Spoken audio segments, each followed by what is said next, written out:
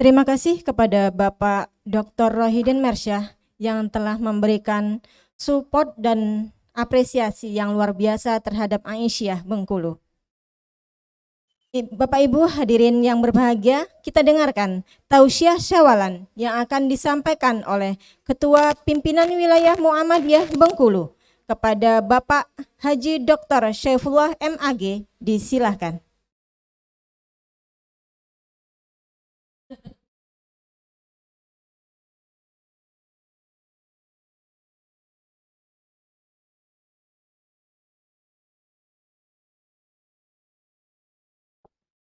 Bismillahirrahmanirrahim. Assalamualaikum warahmatullahi wabarakatuh. Alhamdulillahi rabbil alamin. Rabbus samawati wal ardi ya dzal jalali wal ikram. Asyhadu an la ilaha illallah wa asyhadu anna Muhammadan abduhu wa rasuluh. Allahumma salli ala Muhammad wa ala alihi wa ashabihi ajma'in. Fafirru ilallah. Faqala aidan ya ayyuhalladzina amanu ittaqullah wal tandur nafsum ma qaddamat liqad wattaqullah innallaha khabirum bima ta'malun. Shadaqallahul azim. Izinkan saya menyapa dulu kepada Bapak Gubernur Bengkulu. Mudah-mudahan beliau tetap sehat dan diberkahi Allah di mana saja, kapan saja.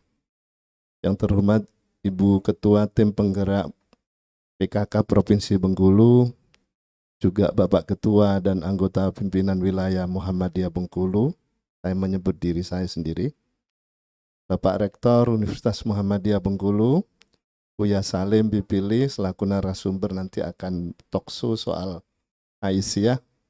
Saya berharap Buya melihat dari perspektif sejarah dan perspektif masa depan tantangan besar yang dihadapi perserikatan termasuk Aisyah ini. Begitu juga Ibu Kepala Dinas Pemberdayaan Perempuan dan Perlindungan Anak Provinsi Bengkulu, dan hadir juga tadi Ibu Ketua PPRK MUI Provinsi Bengkulu, Ibu Ketua Forkomwil Provinsi Bengkulu, dan tidak lupa Ibu Penasehat dan Sesepuh PWA, Bu Yus, dan ibu-ibu dari Ketua Organisasi Perempuan Provinsi Bengkulu. Tadi menyapa ada pimpinan wilayah Muslimat NU, BKMT, Faitahid NU, Salima, Forsap, Forsilmata, Perwati, Wisata Ibu, Wanita Islam, FPPI, dan BKM. Juga ibu-ibu yang hadir di sini. Secara spesial saya menyapa yang terhormat dan mudah-mudahan diberkahi Allah, Ibu Ketua PWA, Ibu Hajah Zurnawati, begitu juga anggota PWA dan pimpinan majelis dan urtum yang ada di sini, juga ketua dan anggota PDA yang ada di 10 kabupaten kota Provinsi Bengkulu. Semuanya saya banggakan, insya Allah diberkahi oleh Allah Subhanahu wa Ta'ala. Bapak Ibu sekalian, saya sengaja tidak berdiri di sana karena agak formal atau lebih formal, saya lebih santai aja. Karena pesannya ini tausiah syawalan, tapi hari ini sudah bulan Dzul Qaidah, jadi lebih pas tema besarnya tadi tasyakuran ya. Saya kira itu. Kalau soal sawalan sudah lewat ini. Ibu-ibu dan saudara-saudara yang saya muliakan, 104 terhitung Aisyah lahir 1917, itu berarti 5 tahun setelah Muhammadiyah berdiri. Tadi saya sampaikan sebuah ucapan tidak pernah saya jumpai ketika saya belajar gerakan pembaruan Islam di berbagai negara. Apakah itu di Mesir, di Arab Saudi, di Iran, termasuk di Pakistan, di India, di Malaysia, di Amerika, dan belahan dunia pun yang saya baca, gerakan-gerakan pembaharuan, apakah itu diusung Muhammad Abduh, Ridho, Jamaluddin Al-Afghani, termasuk Ahmad Khan yang di India, termasuk Iqbal yang di Pakistan, termasuk yang di Amerika, Fazlur Rahman, dan berbagai belahan dunia tidak pernah mengusung gerakan perempuan. Tapi satu-satunya di abad 20 ke sini itu yang mengusung gerakan pembaharuan lalu menjadikan perempuan sebagai pilar utama, Kiai Dahlan. Saya kira ini perlu dicatat, karena itu saya katakan bahwa Aisyah merupakan gerakan sayap perempuan yang diusung Kiai Dahlan sebagai karya yang genuin, asli, ori, autentik. Yang lain tidak ada itu. Ini mesti difahami dalam posisi kita ini. Sungguh pun di tengah-tengah gelombang gerakan kaum pembaharu sampai detik ini, Aisyah tetap menebar senyum, menebar kebaikan. Dan tadi sampaikan Pak Gubernur, karya nyatanya betul-betul nyata. Gerakannya senyap, kata Pak Gubernur tadi. Tapi nyata. Apakah itu aspek pendidikan, kesehatan, ekonomi, pemberdayaan perempuan, dan lain, termasuk ekonomi. Ibu-ibu dan bapak dan saudara-saudara yang saya hormati, itu apresiasi saya terhadap Aisyah. Posisi ibu-ibu di tengah-tengah gerakan kaum pembaharu di dunia ini, satu-satunya hadir, eksis sampai detik ini, diusung oleh Kiai Dahlan. Dan itu merupakan gerakan yang original, asli itu, tidak KW itu. Ini pengantar saya. Selanjutnya saya ingin fokus ke soal milad ini. Saya renung-renungkan sejak kemarin sampai jam 10 malam, tadi malam baru pulang dari Seluma, mandi air hangat, kemudian saya sholat. Apa ya substansi milad ini? Ketemulah hadir di logika saya. Kuncinya betul tadi pidato Ibu Ketua tadi. Tasyakuran dan refleksi. Saya ingin melihat pada dimensi itu. Kalau begitu, subuh tadi saya coba oret-oret. Tasyakuran ini, apa sih maknanya tasyakuran itu? Umumnya orang hanya di bibir gitu loh. Tetapi karena tidak ditangkap substansi di belakang tasyakur itu, di mata saya ada dimensi yang disebut taghafur. Selalu minta ampun kepada Allah. Baru yang kedua, nanti saya akan bicara soal tahassab, refleksi diri. Gerakan Islam pembaharu ini perlu dibaca dalam konteks sejarah dan hari ini dan ke depan. Karena itu saya ingin coba melakukan refleksi ini. Tahassub, yang tepat adalah tahassab, selalu melakukan evaluasi diri. Kemudian yang ketiga tadi, nanti akan saya sampaikan soal pentingnya ta'ammal dan tada'u, bekerja keras tetapi juga maksud saya beramal, tetapi sekaligus juga terus-menerus melakukan komunikasi dengan Tuhan secara khusus, berdoa maksud saya. Baru yang terakhir saya akan bicara tawakal. Semuanya itu berujung di situ. Ibu Ketua dan anggota PWA, PDM, pimpinan PDA di semua kabupaten kota, termasuk pimpinan cabang dan pimpinan ranting Aisyah di seluruh penjuru Provinsi Bengkulu, bahkan saya kira ada juga yang mengakses jalur ini dari berbagai provinsi yang lain. Baik, Tadi Ibu Ketua mengatakan la in syakartum la azidannakum wa la in kafartum inna adzabil lasyadid. Saya kira itu sering sekali kita dengar itu. Bahkan sering Recording in progress. bahkan sering saya katakan kalau kita mendapatkan usia atau karunia Allah apapun bentuk dan wujudnya, cobalah ingat ketika Nabi Sulaiman berhasil menaklukkan Bilqis, ratu negeri Saba yang di zaman Yaman maksud saya. Sementara Nabi Sulaiman yang ada di Israel. Dan saya pernah ke sana.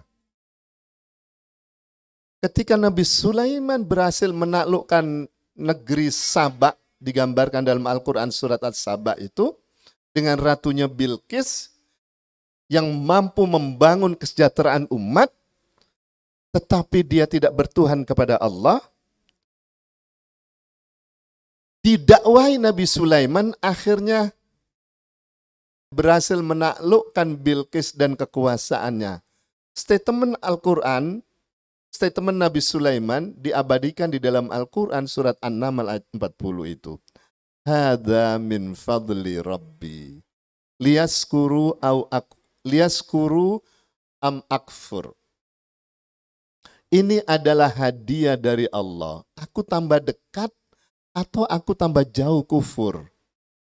Tentu pilihan kita di usia 144 ini dengan segala karyanya, bahkan sudah go internasional hari ini, pimpinan cabang Aisyah di berbagai negara sudah mulai go internasional, sudah barang tentu kita syukuri. Bahkan coba nanti dilihat di dalam surat An-Naml ayat 19 itu. Ternyata bersyukur itu harus dimintakan kepada Allah. Kalau tidak, ya tadi hanya sebatas apa yang saya sebut lip service.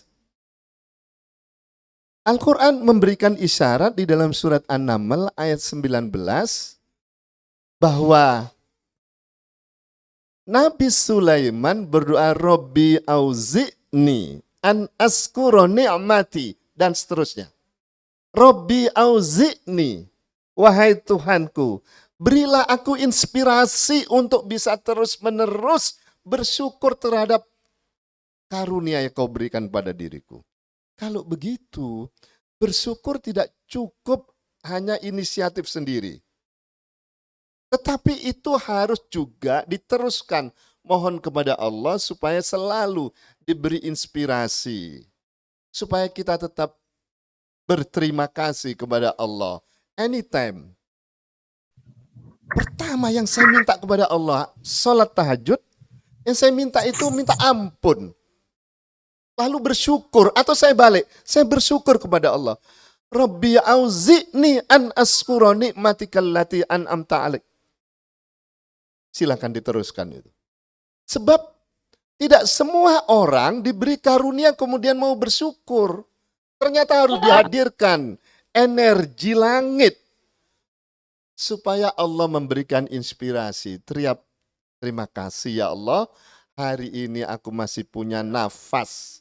Hari ini aku masih bisa berjuang. Hari ini aku masih bisa menyertai keluarga dan umat. Hari ini kami masih bisa bergaul dengan orang-orang yang soleh. Semuanya itu aku abdikan kepada Engkau. Ucapkan terima kasih. Nah, untuk ini bolehlah saya ngasih tip kalau setuju ya. Tipnya tauhid ini. Hamim ya Allah ya syakur. Hamim ya Allah ya syakur. Itu hamim itu pintu atau kunci pembuka alam malakut atau alamnya Allah. Jadi harus dibuka dulu, nggak sembarangan. Coba nanti malam dicoba. Hamim ya Allah ya syakur. Hamim ya Allah ya syakur. Coba itu dikembangkan. Tidak harus ngomong berkali-kali, yang penting itu kualitas. Karena itu pendekatannya durasi. Yang kedua, ibu-ibu dan bapak-bapak dan saudara-saudara, selain bersyukur, tadi saya katakan, ialah apa yang saya sebut dengan taghafur, minta ampun. Siapa tahu pekerjaan kita hari ini, sejak bangun sampai jam sekarang, ketika saya menjelaskan ini, ada yang lihat HP, ada yang main HP, ada yang makan, ada yang kukur-kukur. Kukur-kukur itu tahu nggak ya? Garuk-garuk. Yang digaruk-garuk nggak hanya kepalanya, dan lain-lain. Coba Bapak, Ibu, dan saudara-saudara, siapa tahu pekerjaan kita sebelum tidur malam itu ada hal-hal yang kurang baik, kurang diperkenani Allah. Mintalah ampun. Karena itu, ucapkan selalu dengan ucapan, ya Allah ampuni dosa-dosaku, baik yang kecil maupun yang berat, maupun yang sudah berkarat itu. Karena itu saya terus merumuskan sebuah tip simple itu. Subhanallah ya afuun ya ghafur. Subhanallah ya ghafar. Ya ghafar itu jamak dari ya ghafur. Allah yang maha mengampuni dosa-dosa yang berkarat. Ghafar itu. Afuun itu kan sering kita mendengarkan pada saat kita taraweh itu. Allahumma innaka afuun. Afuun itu dosa-dosa yang berat, yang besar. Sudah yang besar, ghafur yang kecil-kecil. Kemudian yang berkarat juga. Cobalah. Saya mencoba membuat formulasi yang sederhana itu. Subhanallah, ya afuun, ya ghafur. Subhanallah, ya ghafar. Subhanallah, ya afuun ya ghafur. Subhanallah ya ghafar. Cobalah setengah jam.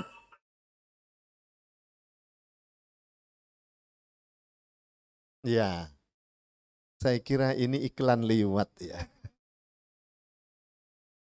Jadi iklan liwat, dan hidup ini selalu ada iklan liwat. Itu sebabnya Al-Quran menyebut la'ibun wa lahwun wa zinatun wa tafakurun dan seterusnya. Itu kan hakikat kehidupan dunia yang disebut dalam surat Al-Hadid ayat 20 itu loh. Tapi ujungnya kan Allah supaya nyuruh kita minta ampun. Tipnya sudah saya kasih tadi. Subhanallah, ya afuun ya ghafur. Subhanallah ya ghafar. Itu sudah mencakup semua aspek kesalahan kita. Dan saya mencoba membuat rumusan ini bertahun-tahun, ketemunya baru setahunan inilah. Dosa yang besar, yang berat, dosa yang kecil, dosa yang berkarat, bertumpuk-tumpuk itu. Baik, Bapak Ibu sekalian, ini yang pertama. Di tengah-tengah kita memperingati usia kita yang sudah lebih 1 abad ini, cobalah terus-menerus kita melakukan bersyukur kepada Allah habis salat tahajud. Setiap hari. Aku terima kasih ya Allah. Yang kedua, minta ampun. Kemudian yang kedua, dalam konteks 104 ini, saya ingin melakukan tahassab. Tahassab itu hasibu. Kebelaan tuhasib, melakukan evaluasi diri, introspeksi. Kalau para dokter, Bu Amna misalnya, menyebutnya bukan evaluasi, refleksi diri. Apa yang perlu direfleksikan? Coba kita membaca perjalanan pemikiran besar Kiai Dahlan. Saya kemarin mengikuti diskusi dengan Pak Din 4 hari yang lalu ketika beliau diminta menjadi narasumber pertemuan PCIM Maroko. Dubes Maroko juga bicara. Saya menemukan gagasan genuine Kiai Dahlan itu kok disampaikan Pak Din kemarin ya. Apa itu? Yang pertama itu kalau dalam konteks ilmu pengetahuan, nanti Buya Salim saya kira bisa memahamkan lebih jauh, mengelaborasi. Setiap hidup ini dalam konteks ilmu pengetahuan selalu ada 3 dimensi. Dimensi ontologi, dimensi epistemologi, dan dimensi aksiologi. Saya belajar filsafat, saya temukan 3 dimensi itu hadir untuk memandang hidup ini supaya sukses. Apa itu ontologi? Soal tauhid. Nah, Kiai Dahlan ternyata saya ketemu dengan anaknya Pak R. Fakhrudin. Pak Sukri Yanto. Kebetulan tempat tinggalnya itu di Kota Gede, bersebelahan dengan bulik kami. Jadi kalau kami ke Jogja mampir ke Kota Gede, mesti ketemu Pak Sukri. Paling enggak di musolanya itu. Dan selalu diskusi. Menurut beliau, ayat yang diterangkan Kiai Dahlan kepada murid-muridnya, kepada sahabat-sahabatnya itu, bukan al-ma'un yang dicecar-cecarkan itu. Yang sampai 8 bulan itu, bukan al-ma'un. Tetapi wal asri, surat al-asr. A'udzubillahi minasyaitonirrajim. Bismillahirrahmanirrahim. Wal asr. Demi waktu. Lalu di situ innal insana lafi khusr. Sungguh semua manusia ini dalam kerugian kecuali alladzina amanu wa amilus solihat. Bertauhid, beriman kepada Allah. Dan imannya itu harus dibuktikan dalam amal soleh. Lalu di dalam mengerjakan iman dan amal soleh itu tidak mungkin sendirian, harus bareng-bareng berjamaah. Itu pun kadang-kadang memunculkan soal. Karena itu watawasau bil haq, watawasau bis sabr, bahkan di dalam surat Al-Balad watawasau bil marhamah. Coba tuh. Itu prinsip dasar. Jadi kalau begitu 8 bulan Kiai Dahlan mengajarkan tauhid kepada murid-muridnya itu berangkat dari surat Al-Asr ini. Aminu wa amilus solihat, dan efeknya, konsekuensinya watawasau bis sabri watawasau bil haq watawasau bis sabri watawasau bil marhamah. Coba Bapak Ibu sekalian, ini yang disebut oleh Pak Din itu sebagai konsep ontologi. Atau kalau dalam bahasa kita, ini sebagai konsep tauhid yang diajarkan Kiai Dahlan. Coba, apakah tauhid kita kobol-kobol enggak? Bolong-bolong enggak? Ngajinya jangan ngaji tauhid sih. Tapi tauhid yang bukan konseptual. Konsep yang menurut Pak Din mengesahkan Allah bukan dalam sekedar teori dan logika. Tetapi keesaan Allah itu harus dibuktikan dalam realitas hidup sehari-hari. Bagaimana Allah hadir dinomorsatukan dalam kerja-kerja organisasi. Bagaimana Allah hadir dan dinomorsatukan dalam kerja-kerja kemanusiaan. Contoh ya. Saya belum pernah buka di sini, apa sudah ya Bu? Tahun 18 kemarin atau pas saya, oh enggak, saya sedang umroh sebulan ya.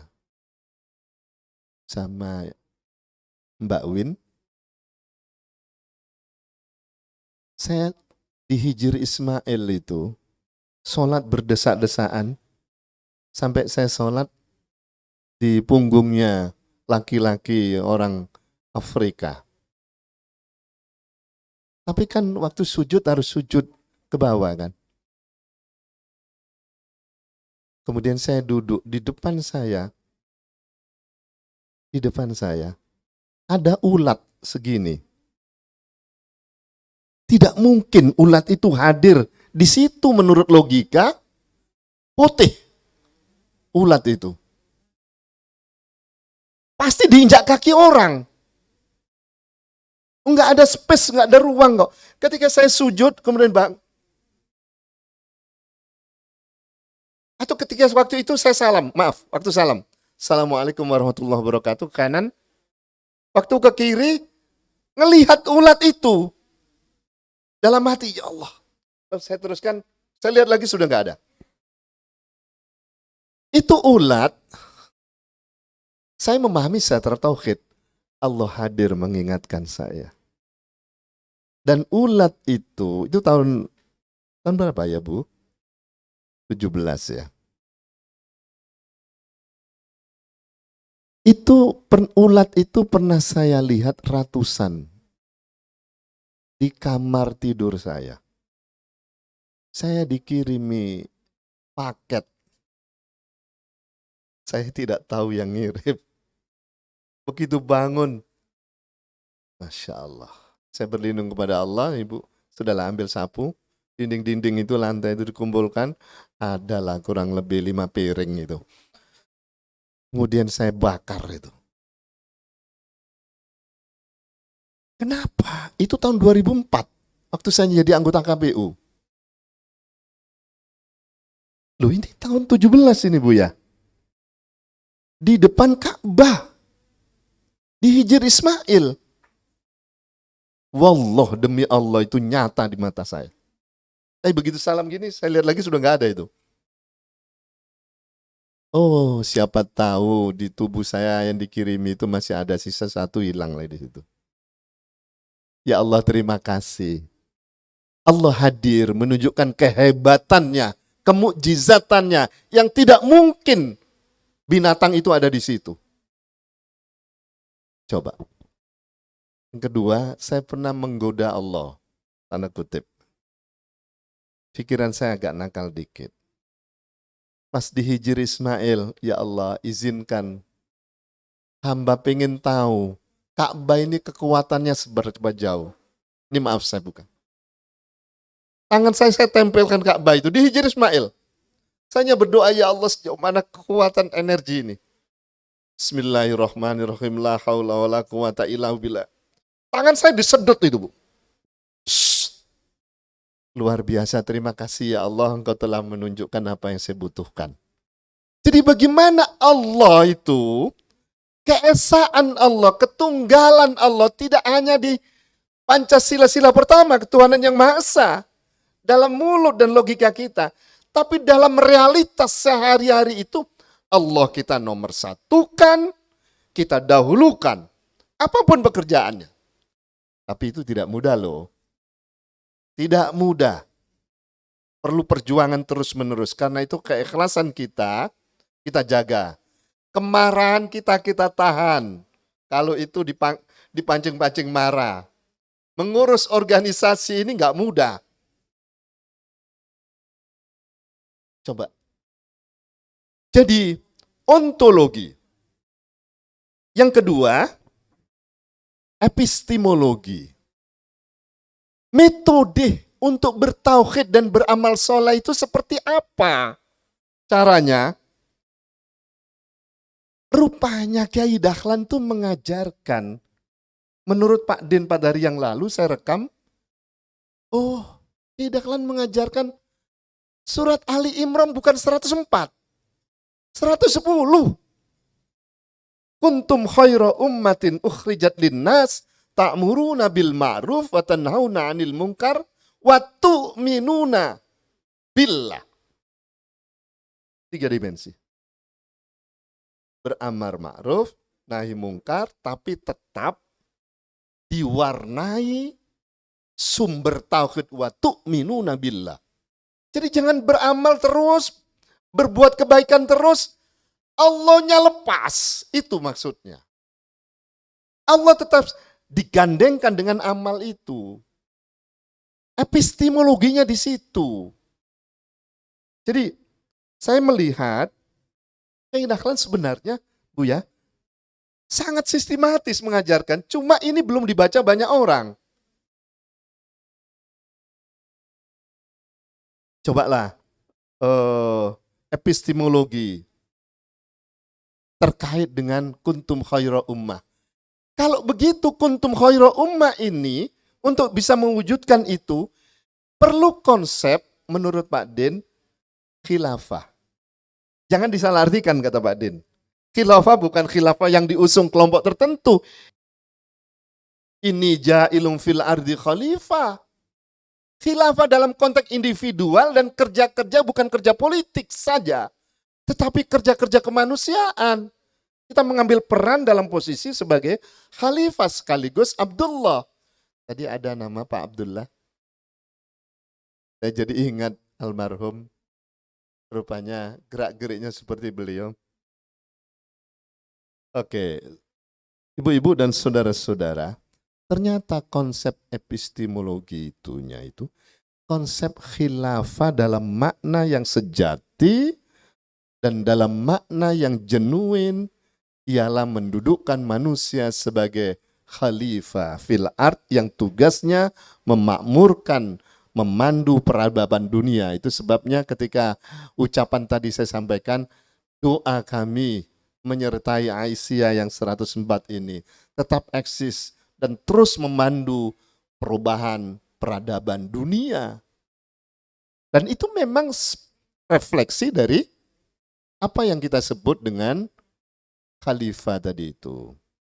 Ibu-ibu dan saudara-saudara, yang ketiga, selain ontologi, kemudian epistemologi, selain ajaran tauhid atau dalam bahasa Pak Amin itu tauhid sosial, tauhid yang dihadirkan dalam realitas, juga persoalan konsep siapa yang mau mewujudkan tauhid ini? Ialah kita. Itulah yang disebut epistemologi kekhilafahan yang genuine itu. Baru setelah itu apa? Setelah itu apa yang mau kita lakukan? Ini sudah masuk ke kawasan praksis, pragmatis.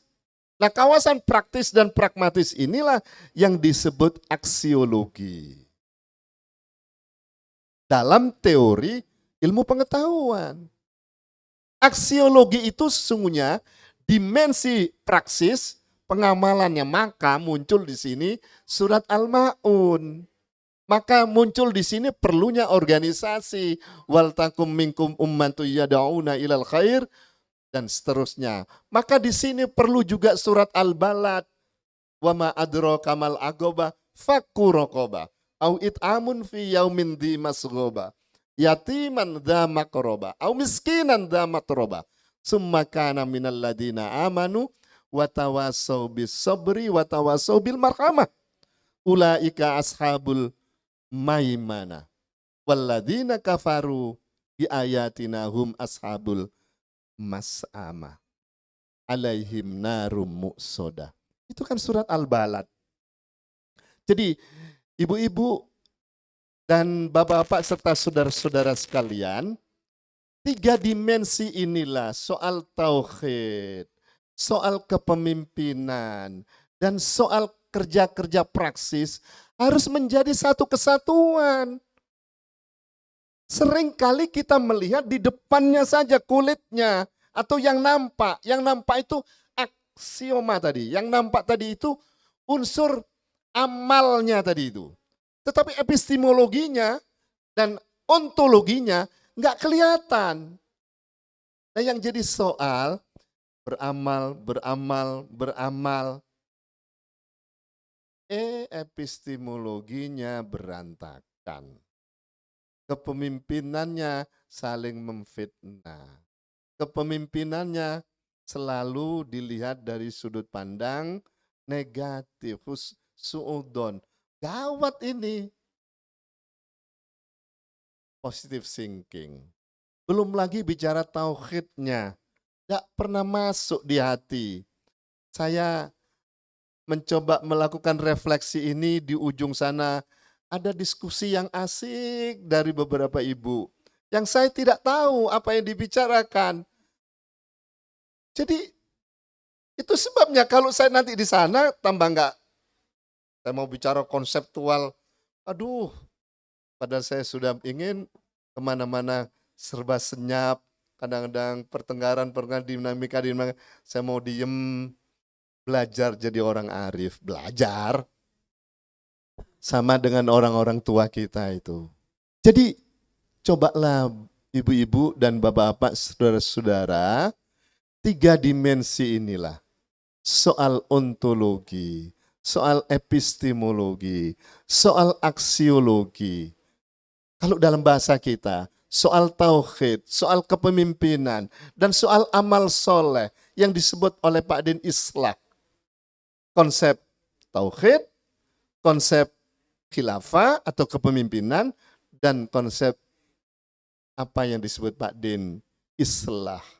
Selalu menebar kebajikan. Seperti salah satu tema dari Milad Aisyah ini. Ibu-ibu sekalian dan saudara-saudara, pertanyaan saya, apakah yang sudah kita kerjakan dan akan kita kerjakan ini terlepas dari dimensi 1 dan 2 enggak? Jadi refleksi saya, poinnya adalah pahami 3 dimensi ini. Ini gagasan asli Kiai Dahlan. Dan jangan sampai terlepas 1, 2, 3 itu. Kalau semata-mata 1 saja, saya khawatir amal solehnya enggak ada. Tapi kalau amal solehnya saja, kemudian kepemimpinannya dibangun, tidak ada kepemimpinan yang profetik. Kepemimpinan profetik itu kepemimpinan yang bersumber dari nilai-nilai langit, nilai-nilai Al-Quran dan Sunnah. Baik, poin penting dari yang saya sampaikan, refleksi ini, marilah kita melihat realitas dan kerja-kerja kita ini dalam 3 kesatuan tadi itu. Tauhid, kepemimpinan, dan islah. Ontologi, epistemologi, dan aksiologi. 1 kesatuan. Kalau hanya yang terakhir, saya khawatir yang kita lakukan ini sama dengan orang-orang sekuler. Tidak membawa efek kepada kebaikan dalam kehidupan keabadian kita nanti itu. 3-tiganya. Terakhir, setelah itu dalam refleksi ini tidak cukup melakukan analisis dan refleksi itu. Tetapi mulai detik ini kita tingkatkan kualitas amal soleh kita. Dan amal saleh kita itu tidak mungkin kalau tidak dibarengi dengan tada'u, selalu berdoa kepada Allah. Setiap malamnya atau setiap saatnya. Contoh konkret. Tidak mungkin kemarin itu PWM sama FAI ke Selumabu berangkat jam 10.45. Mau khutbah di 2 masjid. Setelah itu acaranya dialog dengan PDM, PDA, ortum-ortum untuk memetakan kader-kader perserikatan yang ada di Seluma, kemudian bagaimana sebagiannya dikirim ke FAI. Sampai Pak Amin, sampai teman-teman, Dedi juga, gak terkejar Pak Ketua. Saya punya Tuhan dalam hati. Saya punya Allah, doa aja. Doa saya simpel, Bu. Ya Allah, Kau mengajarkan aku segala sesuatu dengan pendekatan kun fayakun. La haula wa la quwata illa billahil azim. Kun fayakun dalam hati.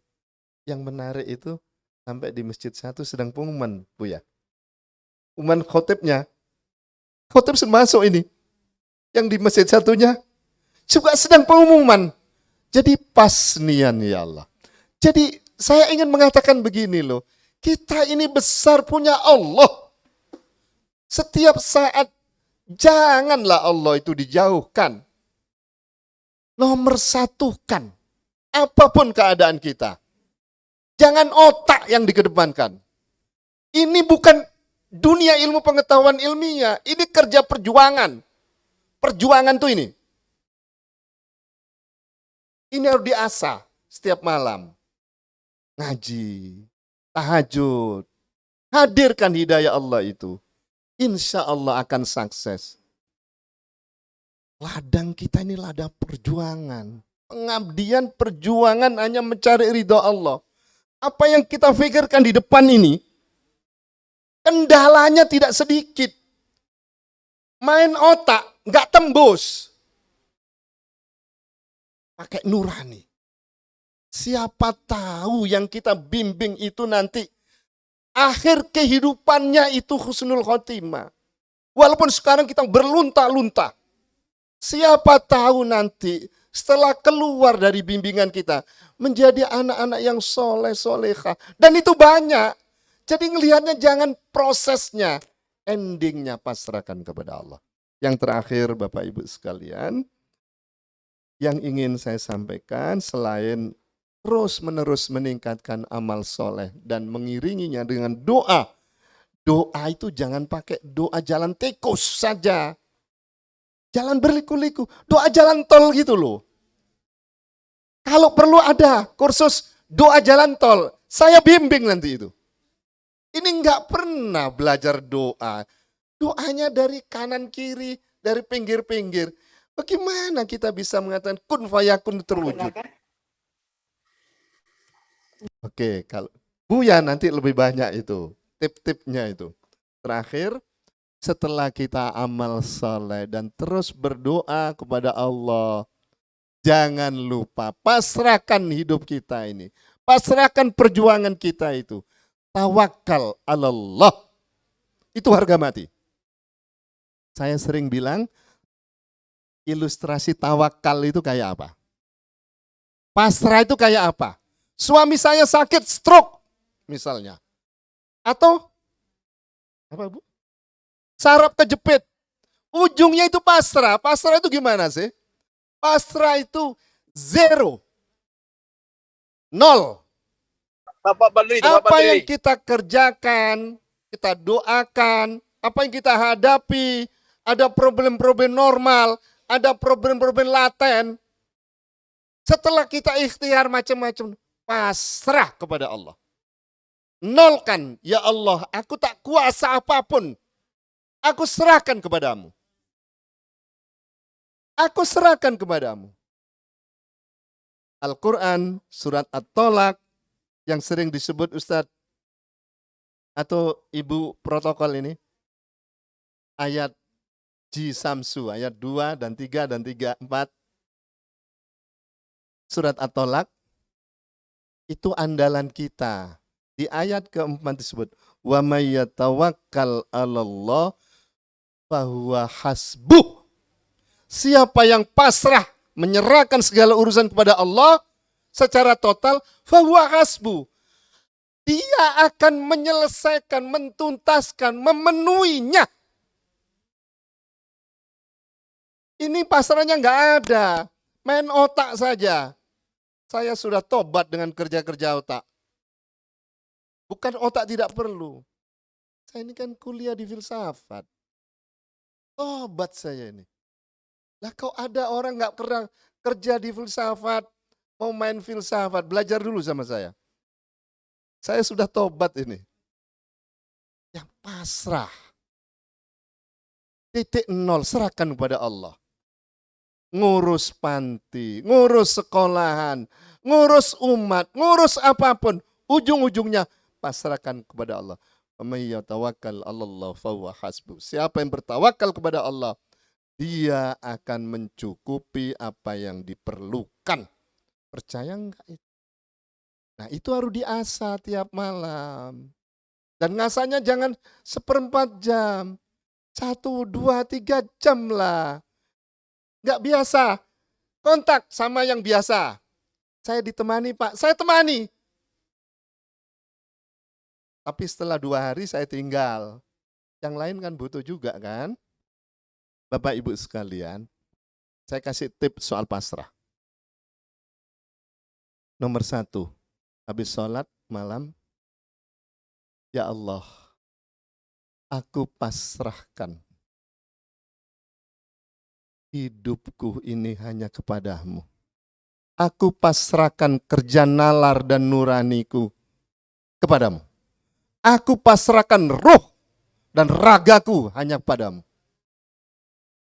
Kedua, aku pasrahkan keluargaku, anak, istri, suami. Maksud saya yang perempuan suami, ini bukan kok banyak ini Pak Ketua enggak. Aku pasrahkan keluarga intiku, pasangan hidupku, anak-anak keturunanku hanya kepadamu. Yang ketiga, aku pasrahkan seluruh amanat yang diberikan pada diriku. Aku pasrahkan kepadamu. Oh, ngurus Muhammadiyah, Aisyah. Kalau enggak pasrah, ya Allah, aku pasrahkan segala amanat yang dimandatkan kepadaku, aku pasrahkan kepadamu. Kalau enggak begitu, Bu, Pak, ngurus Muhammadiyah ini bisa mati berdiri nih. Iya, Bu. Setiap saat tuh urusannya bertubi-tubi dan komplikated, masif. Itu pun masih dihajar oleh sebagian teman. Coba pasrahkan kepada Allah. Yang ketiga, yang keempat, ya Allah, aku pasrahkan hidup di depanku yang aku tidak tahu, aku pasrahkan kepadamu. Yang kelima, ya Allah, aku pasrahkan saat-saat genting yang kuhadapi, saat syakaratul maut. Dan yang terakhir, aku pasrahkan kehidupan abadiku. Apakah di alam barzah atau di alam akhirat, aku pasrahkan kepadamu. Ini saya kira belum pernah saya sampaikan, terakhir nih. Ya Allah, aku pasrahkan hari-hari transisional. Dan aku transisional itu saat sakaratul maut, saat dihisab. Kemudian aku pasrahkan hari-hari keabadianku di akhirat nanti itu. Apakah terserah Allah? Pernah enggak Bapak Ibu berdoa begitu? Pasrah itu. Jadi itulah yang saya breakdown dari kata bahwa tawakal Allah pada titik nol, saya rumuskan dalam 5 soal tadi itu.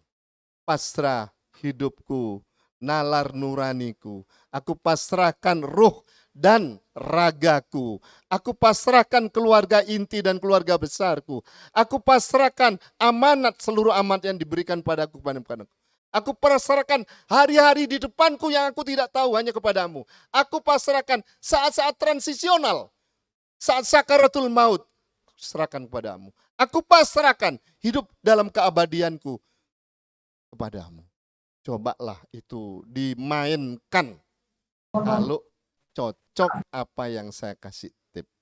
Jadi kesimpulannya, tausiah ini, Ibu Ketua, saya melakukan tafsir soal syukur, soal taghafur, lalu refleksi tauhid, refleksi epistemologinya selain ontologi, dan evaluasi soal aksiologinya. Amal soleh harus ditingkatkan sambil berdoa terus menerus.